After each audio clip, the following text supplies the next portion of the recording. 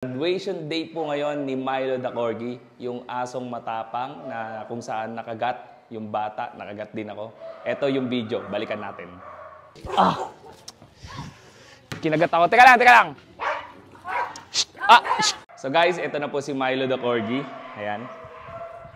Yan. So dito mga kamilo, ang pinaka-ipapaliwanag ko sa inyo mga kamilo ko, hindi totally mawawala yung aggression ng isang aso. Bakit? Kasi nasa bloodline na yan ng aso.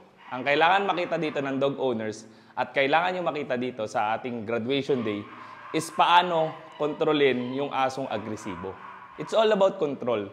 Rather than sabihin natin ma-eliminate o mawala yung behavior na aggression ng aso. Andun na talaga yun eh. Ang pinaka naging problema kasi talaga dito is nasana yung asong to na maging matapang siya kapag andyan yung owner. Guys, ipapakita ko dito sa dog owner kung paano ko gupitan ng kukutong asong tong mayabang.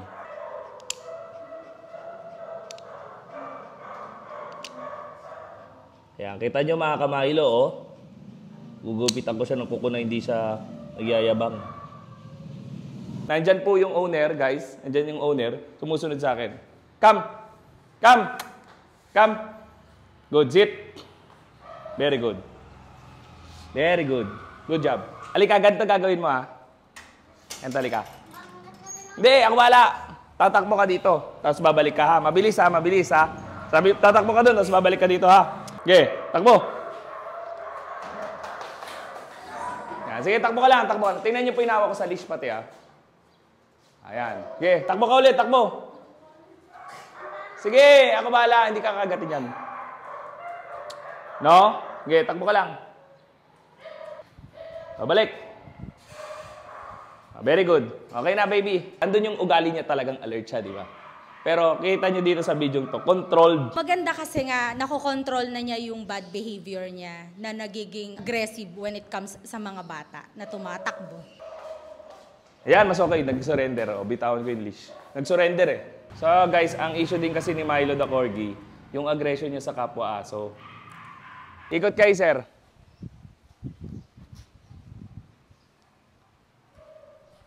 Ano sir, masabi nyo? Gaan no?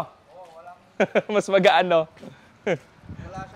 Super happy and content sa naging progress ng aso namin si Milo. Even though super aggressive siya nung dinala namin dito.